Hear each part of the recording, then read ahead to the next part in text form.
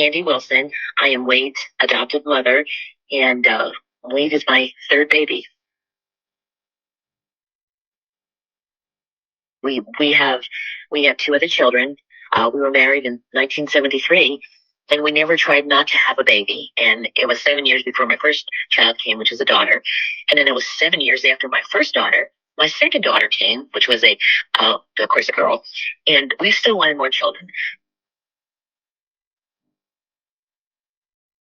About 5 years after my second was born, I ended up with a hysterectomy. So obviously I couldn't have any more, and we put in for an adoption. We wanted more children.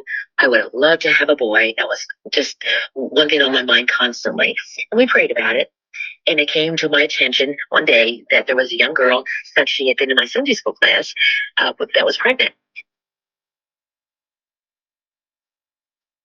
And she was 14 years old, and her mom came to me and asked if I was interested in adopting her baby. Well, first she asked if we would take care of her baby after she had the baby for a couple weeks till she could decide what she wanted to do. And I thought, sure, it'd be almost like playing house. I would love it. Anyway, Wade was born, and he was born Anthony Tessasica. He was born, and she brought him over to our house, and he was an infant. He was as cute as a dumpling. I mean, we just fell head over heels for him. I was so excited. In fact, we went out, we bought a bassinet, we bought a few baby things. Even though I knew we were giving him back in 2 weeks, I still wanted him to be comfortable. Time went by, and I guess it was about a week later, we realized how much we loved this little boy. I mean, we were so in love with him, and he looked at us with trusting eyes. We knew that he needed to be with us. So I went to the grandmother, who I knew from church, and she said that her daughter did want to give the baby up for adoption, but she wasn't sure when. So at that point, we thought, well, this is probably out. We had put in for adoption before, and with the state, it takes a long time for adoptions to go through. So we prayed about it again, and we waited. Finally, I got a call from her lawyer, the mother's lawyer, the biological mother's lawyer. And she said to me, do you still want to adopt my baby? And of course, it came out of my mouth before I even probably thought about it. I said, yes. She said, okay, well, I've contacted my lawyer. And she said, you have to get a lawyer. So I said, no problem. So we went and got a lawyer, and it turned out she was also a judge.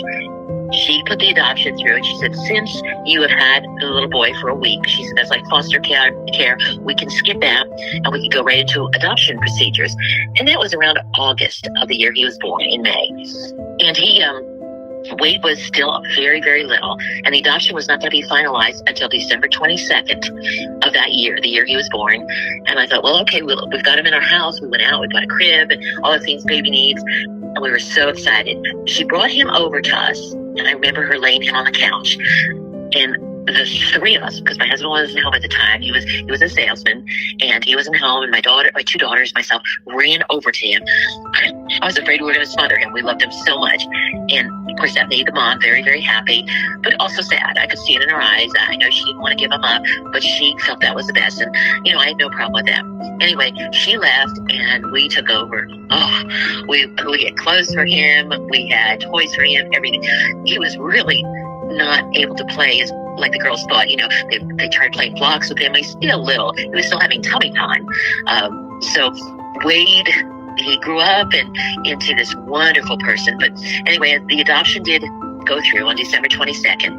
But the biological mom, had 1 year from December 22nd to the next year, December 22nd, to obtain him again. And we changed his name from Anthony to Wade.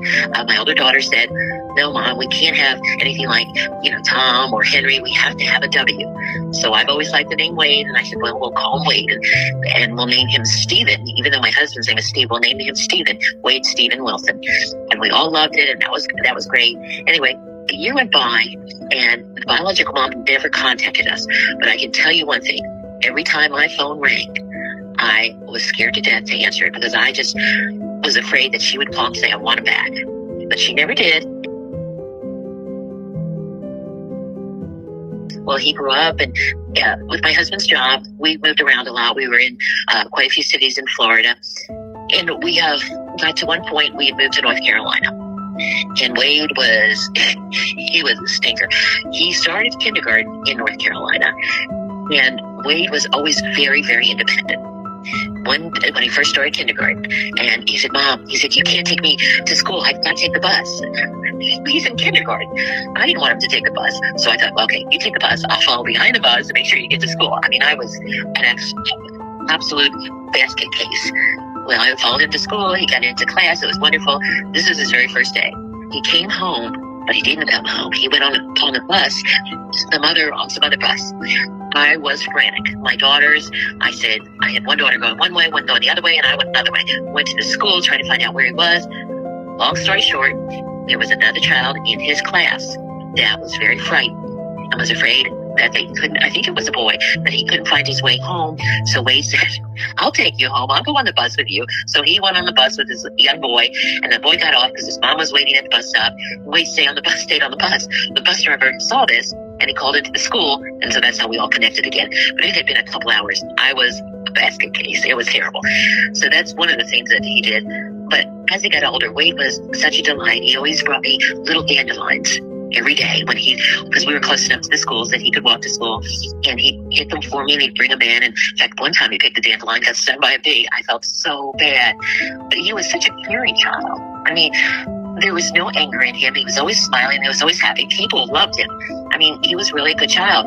Things would happen at school, and Wade always stood up for the underdog. He was just, even the teachers would say, "Wade is so good. He's always doing this for us and doing that." And Wade always volunteered to do the dirty work. He just did. He was a good kid. Other things that happened when we had Mother's Day, the school that he went to, they brought in some trinkets.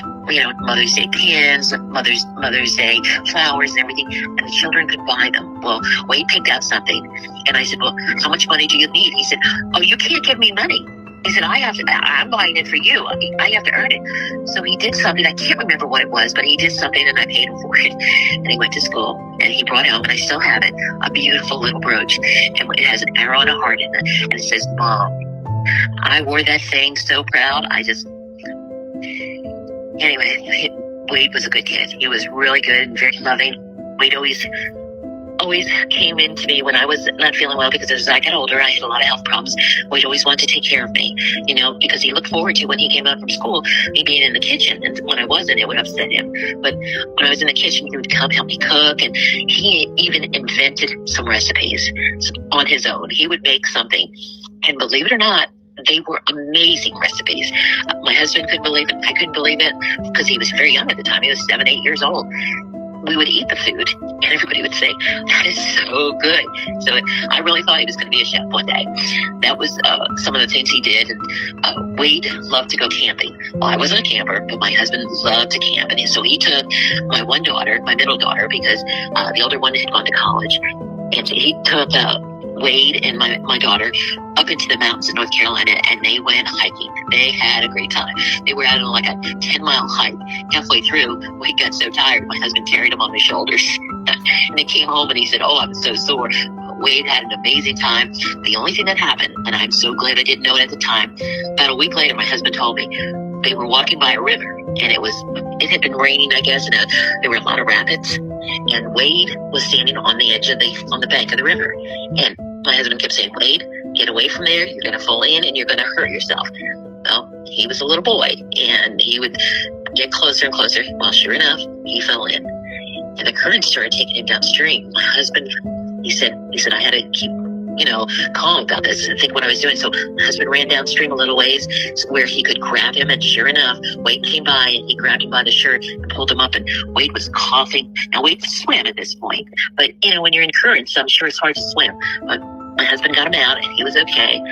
Because when my husband told me, I didn't know whether I wanted to kill my husband or Wade. I was so mad that this happened. I thought, oh, I'm so glad I wasn't there. I would have been a wreck.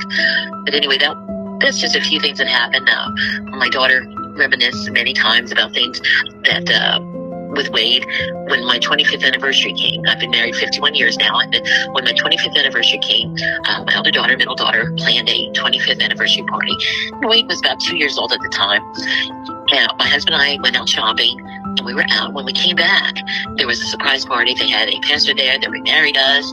We renewed our vows, and there was a cake and everything. And they dressed Wade in an outfit. He was probably was 2 or 3. They dressed him in like an 18-month outfit. I mean, it was just way too tight on him. And the poor baby, he walked up to me and he goes, "Mama, it hurts." It was so tight on him. I literally had to rip it off. And when I took him in the bedroom, I said, "Oh, honey, Mommy put some bigger clothes on you."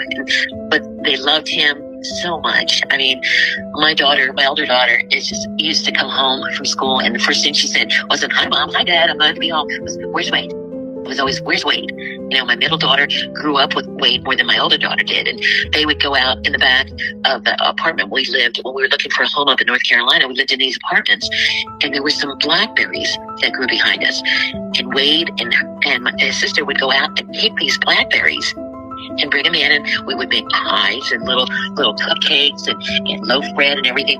And they had such a ball. He came in one day and he had all this all over his face. I said, "Did you put any in your mouth?"